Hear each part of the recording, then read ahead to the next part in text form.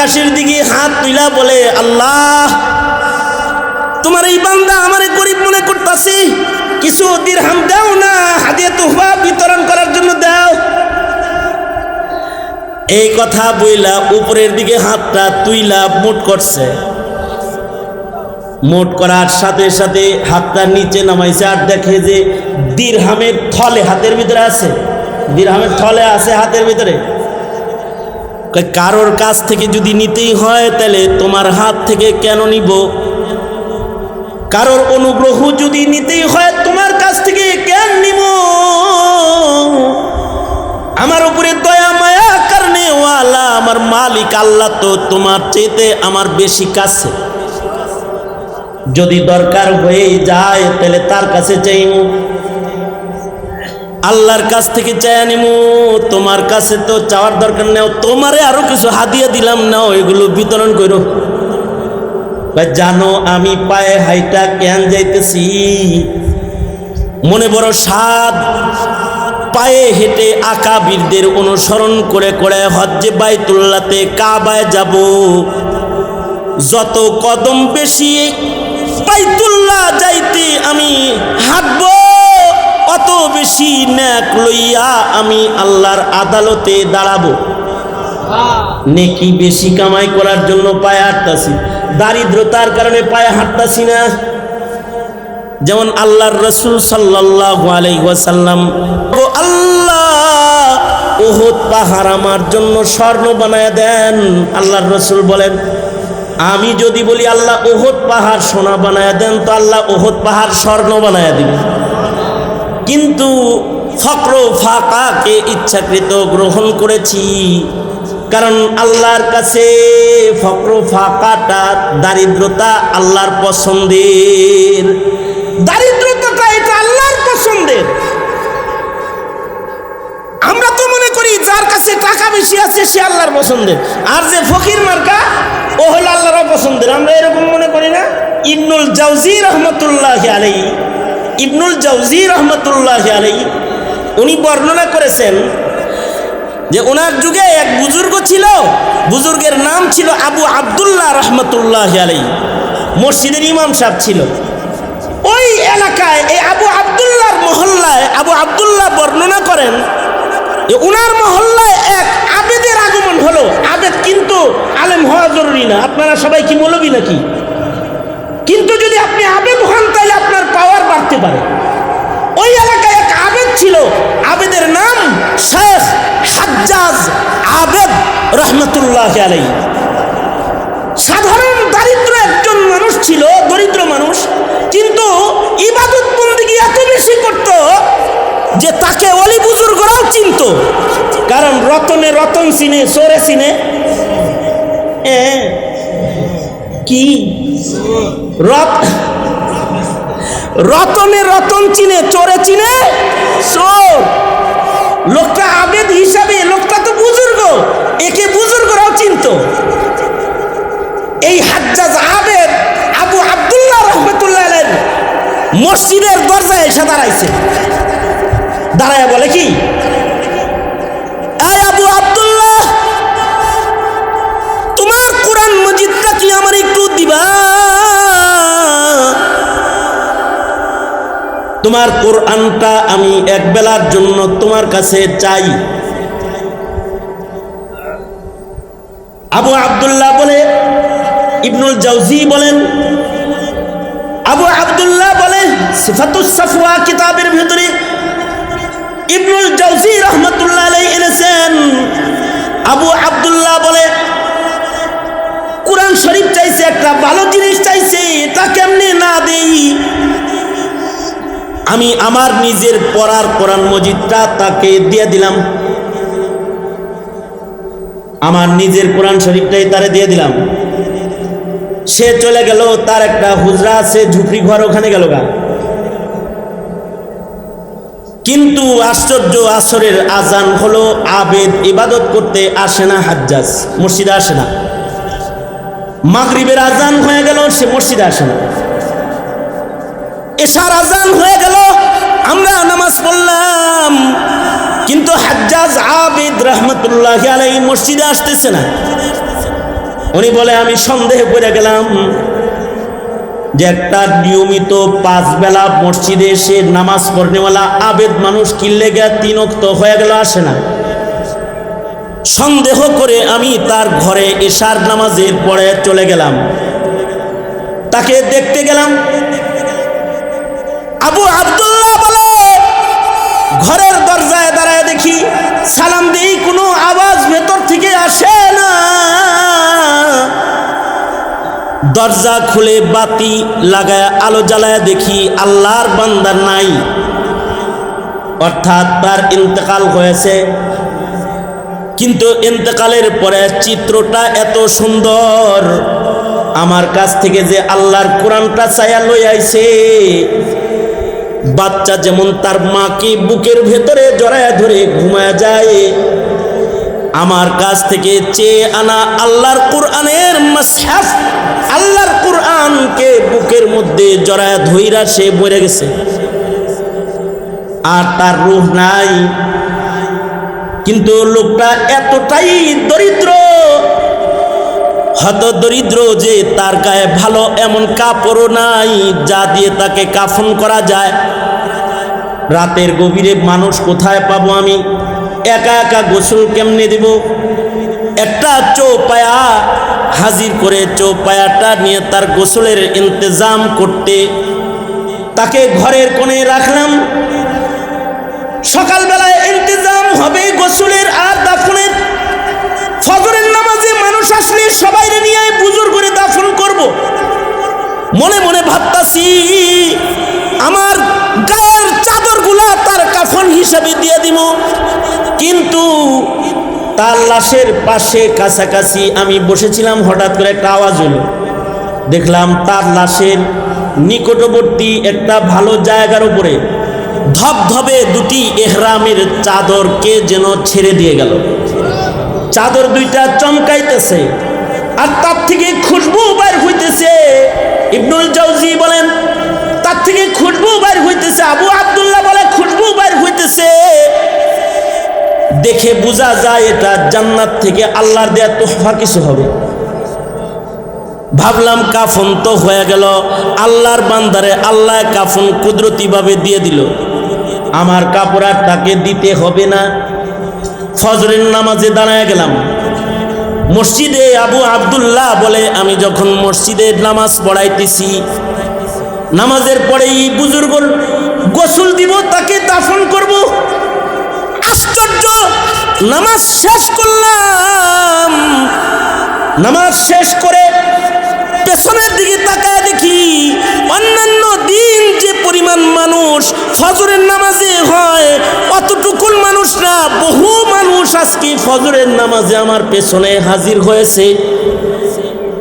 আশ্চর্য বিষয় হলো জমানার 4 জন বড় বুজুর্গ দেখি। আবু আব্দুল্লাহ বলে দেখি 4 জন ওলি আমার পেছনে নামাজ পড়তেছে। তার ভেতরে একজন হলো মালিক ইবনে দিনার রহমাতুল্লাহি আলাইহি, আর একজন হলো সালেহে বুনানি রহমাতুল্লাহি আলাইহি, হাবিবে ফারসি রহমাতুল্লাহি আলাইহি। এরকম আরো এক বুজুর্গ সহকারে মুররি রহমাতুল্লাহি আলাইহি, 4 বড় বুজুর্গ আমার পিছনে নামাজ পড়তেছে। আমি তাদেরকে বললাম আপনারা কোত্থেকে আইলেন, কি জন্য আইলেন? দেখলাম নামাজ পড়তেছে এবং তাদের সবার হাতে এক সেট করে কাফনের কাপড় আছে। জিজ্ঞাসা করলাম আপনারা কেন আসছেন? আজকে যখন ঘুমাইছিলাম মাঝরাতে স্বপ্নে দেখি আল্লাহর পক্ষ থেকে এলান হচ্ছে আমার একটা পেয়ারা হাজ্জাজ আবেদ, যাকে আমরাও চিনি, সে ইন্তেকাল করেছে তোমার মহল্লায়। ফজরের পরে তার গোসলের জিম্মা আমাদের, কাফন দেওয়ার জিম্মা আমাদের, তাই আইছি। মালিক ইবনে দিনার কিন্তু সাধারণ মানুষ না। মালিক ইবনে দিনারও ইবাদত করতে করতে এত উঁচু পায়া যে একদিন নৌকাওয়ালা ওনাকে বেয়াজ্জতি করছে, আর উনি আল্লাহ দিরহাম দাও, বেয়াজ্জতি করলো আমাকে। উনি মুরাকাবার হালতে ছিলেন, পকেটে হাতায় টাকা পায় না। নৌকাওয়ালা মনে করছে টাকা সারা জাহাজে উঠছে, ঘাড়ে ধাক্কা দিছে, আর উনি কয় আল্লাহ দিনার দেন। তো ফরিদুদ্দিন আত্তার রহমতুল্লাহ আলাইহি উনি বলেন যে পানির নিচ থেকে মাছ দিনার ঠোঁটে লইয়া পানির উপরে উঠছে। বলে মালিক না, ওই যে অনেক দিনার আইছে। উনি এক দিনার নিয়ে বাড়া দিয়া বাকি মাছগুলারে কয় আমার হাজত পুরা হয়ে গেছে জাগা। বলা হয় এই কারণেই ওনাকে মালিক ইবনে দিনার বলা হয় যে ওনার দিনার চাইলে মাছে দিনার লয়ে আইছে। আমাদের লেগে যদি মাছে আনতো দিনার, তো 1 টাকা ভাড়া দিয়া বাকিগুলার কথা এটা আমারে দিয়ে যা, মাছের কাছ থেকে রাইখা দিতাম। এই মালিক ইবনে দিনার ওই জানাজায় আছেন, ফজরের নামাজে আছেন। ইবনুল জাওজি ওনার কিতাবে লিখেছেন মালিক ইবনে দিনার নামাজ শেষে তাকে বললেন, এ আবু আব্দুল্লাহ, এই হাজ্জাজ আবেদ সে কোথায়? এই আলেম না কিন্তু, সাধারণ গ্রামের পাবলিক একজন আবেদ। নিজেকে আল্লাহর কাছে প্রিয় বানাইতে ইবাদত লাগে। জনতার কাছে টাকা দিয়ে প্রিয় হওয়া যায়, পাবলিকের কাছে সুন্দর করে কথা বললেও প্রিয় হওয়া যায়, ভালো করে গান গাইলেও প্রিয় হওয়া যায়, ব্যাট পিটাইলেও প্রিয় হওয়া যায়, ভালো করে বল করলেও প্রিয় হওয়া যায়। আল্লাহর কাছে ইবাদত দিয়ে প্রিয় হতে হয়। যদি সে সাধারণ মানুষ হয়, ইবাদতের কারণে সে আল্লাহর প্রিয় হয়ে যায়। হাজ্জাজ আবেদ সাধারণ মানুষ, কিন্তু আল্লাহর কাছে এত প্রিয় যে তার জানাজায় আল্লাহর পেয়ারারা আসছে। ওই ইমাম বুখারীর মতন, ইমাম বুখারীর ইন্তেকালের পরে আল্লাহর রাসূল নিজে জমানার মুহাদ্দিসদেরকে স্বপ্নযোগে ডাকতেছে আর বলতেছে, এই জানো না আজকে আমার মুহাম্মদ আমার কাছে আইতাছে, আমি ইস্তেকবালে আছি। খবর পায়া বড় বড় মুহাদ্দিসরা ইমাম বুখারীর বাড়িতে আসছে, এসে দেখে ইমাম বুখারীর ইন্তেকাল হয়েছে। ফেসবুকের আমল না যে একটা পোস্ট দিয়ে সবার কাছে পরিচয় করাইয়া দিবে। তাদের নেক আমলের কারণে আল্লাহ তাদের পরিচয় করাইয়া দেয়, রাসূল তাদের পরিচয় করাইয়া দেয়। তো হযরত মালিক ইবনে দিনার রহমতুল্লাহি আলাইহি হাজ্জাজ আবেদের সামনে যায় ওনার চেহারার উপরের কাপড় সরায়া চুমা দিলেন। চুমা দিয়ে বললেন, যে এলাকার মানুষ তোমাকে চিনে ফেলে তুমি আর সে এলাকায় বসবাস করো না, তোমার বুজুর্গি মানুষ জেনে ফেলবে। তাই এত রিয়া মুক্ত ইবাদত তুমি করলে, আমি মালিক ইবনে দিনার আজকে তোমার জানাজায় এসেছি, তোমাকে গোসল দিতে এসেছি, হাসরের জন্য আমাকে না নিয়ে একা একা জান্নাতে যায় না। মানুষ আল্লাহর কাছে প্রিয় হয় ইবাদতের কারণে। মা বাবার খেদমতটাও একটা ইবাদত, যে ইবাদতের কারণে ওয়াইসুল কারনি আল্লাহর কাছে প্রিয় হয়ে গেছে। এমন প্রিয় হয়েছে যে উমর রে বলে তুমি তার কাছ থেকে দোয়া লও, আমার উম্মতের জন্য দোয়া চাও। তার মানে এটা না যে ওয়াইসুল কারনির মূল্য উমরের চাইতে বেশি হয়েছে, তা না। কিন্তু নবীর সবচেয়ে আপনা সাহাবীকে যদি একদিকে রাখা হয়, আর এমন ওয়াইসুল কারনির মতো শত শত ওয়াইসুল কারনি যদি আর একদিকে রাখা হয়, উমর ইবনে আব্দুল আজিজের মতো তাবিকে যদি আর একদিকে রাখা হয়, একজন সাহাবীর মূল্য দুনিয়ার সব তাবিকে দিয়া একজন সাহাবীর মূল্য আদায় করা সম্ভব হবে না। সাহাবীর আসল অর্জনটা কি? সাহাবীর আসল অর্জন হলো অনেক নামাজ, অনেক রোজা, অনেক সাদকা, অনেক খায়রাত না। সাহাবীর আসল অর্জন হলো ঈমানের সাথে রাসূল এক নজর দেখছে। এটা হলো তার জীবনের আসল অর্জন। নবী রাসূল আর কোনোদিন পৃথিবীতে আসবে না, কিন্তু নবীর নায়েবরা দুনিয়াতে জায়গায় জায়গায় বসবে। নবীরা আর কথা বলতে আসবে না, নবীর নায়েবরা কথা বলবে। কিয়ামত পর্যন্ত গরম বরদাস্ত করে তোমাদের মতো যারা আলেমের চেহারা দেখবে অথবা আলেমের সামনে বসবে, খোদার কসম যারা মোল্লা পছন্দ করে না, মৌলবীরে জঙ্গি বলে আটকাইতে যারা চায়, অমন ইমানদার লাখো কোটি এক জায়গায় করলে আশেকে উলামা একজন মুমিনের মূল্য দেওয়া সম্ভব হবে না। এটা হলো আলেমের সোহবতের দাম। আর আলেমের মোহাব্বতটা নবীজির মোহাব্বত। কারণ আলেমরা নায়েবে নবী। তো ইমাম মুসলিম রহমতুল্লাহ আলাইহির যে কথাটা বলার জন্য এত লম্বা কথা আমার, যে ইমাম মুসলিম বলেন ওয়াইসুল কারনি যদি জানতো নবীর হক কি, এটা যদি পুরা জানতো, তাইলে মায়েরে যে কোনো অবস্থায় ফেলে রেখে হলেও এক নজর হইলেও এসে রাসূল দেখে যেত, যদি খালি নবীর হক কি এটা জানতো। নবীর হক তো লা ইউমিনু আহাদুকুম হাত্তা আকুনা আহাব্বা ইলাইহি মিন ওয়ালিদিহি ওয়া ওয়ালাদিহি ওয়ান নাসি আজমাইন। নবীকে তো মায়ের চাইতে বেশি ভালোবাসতে হবে, বাবার চাইতে বেশি ভালোবাসতে হবে, এটা হলো নবীর হক।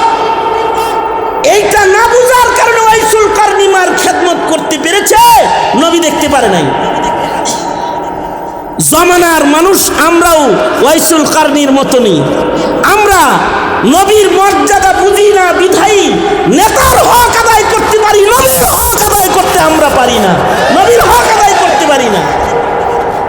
আমরা দলের হক আদায় করতে পারি, ধর্মের হক আদায় করতে পারি না।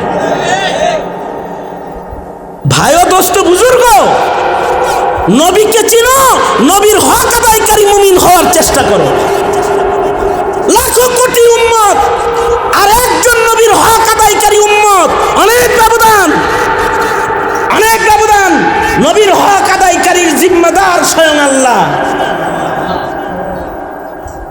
নবীর হক আদায় করে কেউ যদি মইরাও যায় সে জান্নাতে চলে যায়। শুধুই মাত্র নবীর হক আদায়কারীর আমল নামার গুনাহ আল্লাহ মাফ করে তা না, নবীর হক যারা আদায় করে তাদের গায়ে নাপাক থাকলেও আল্লাহ ওটা ধৌত করে। যেমন হযরত হানজালা, হযরত হানজালাকে আসমানের পানি দিয়ে আল্লাহ গোসল দিয়েছেন, কারণ হযরত হানজালা নবীর হক আদায়কারী। আর আমরা হলো দলের হক আদায়কারী, নেতার হক আদায়কারী, নবীকে অবমাননাকারীদের তালে তাল দেওয়া পার্টি আমরা, কাদিয়ানির তালে তাল দেওয়া পার্টি, নাস্তিকের তালে তাল দেওয়া পার্টি হলো আমরা। রাজনীতি করতে যায় নবীর দুশ্মনদের সাথে তাল দাও, কাদিয়ানীদের সাথে তাল মিলাও, আবার ইমানদারের গুরুস্থানে কাফন করে কবরে গিয়ে শুইতে চাও। এত সস্তা না, এত সস্তা না যে কবরে গিয়েই রাসূলকে চিনে ফেলবা। নবীকে দেখানো হবে, চিনবা না, চিনবা না, চিনবা না, সেদিন চিনবা না। সুতরাং নিজেরা নবীর হক আদায় করব আর আমাদের প্রজন্মকে নবীর হক আদায় শিক্ষা দেব, ইনশাআল্লাহ বলেন। কারণ নবীজিকে সর্বোচ্চ ভালোবাসা না দিলে কামেল মুমিন হওয়া যাবে না। নবীর প্রেম প্রকাশ সর্বোচ্চ করব, ইনশাআল্লাহ বলেন। সুতরাং নবীর প্রেমে নাস্তিকদের বিরুদ্ধে, কাদিয়ানীদের বিরুদ্ধে কখনো যদি রক্ত দেওয়ার মাসআলা এসে যায়, জীবন দেওয়ার মাসআলা এসে যায়, জীবন দিতে রাজি থাকবেন তো ইনশাআল্লাহ? আল্লাহ তাআলা কবুল মঞ্জুর করুক, আল্লাহ তাআলা হক আদায়কারী মুমিন আমাদেরকে বানাক, আমিন। সবাই ইস্তিগফার করেন, আস্তাগফিরুল্লাহ রাব্বি মিন কুল্লি যামবি ওয়া আতুবু ইলাইহি লা হাওলা ওয়ালা কুওয়াতা ইল্লা বিল্লাহিল আলিয়্যিল আযীম। আস্তাগফিরুল্লাহাল্লাযী লা ইলাহা ইল্লা হুয়াল হাইয়ুল কাইয়্যুম ওয়া আতুবু ইলাইহি।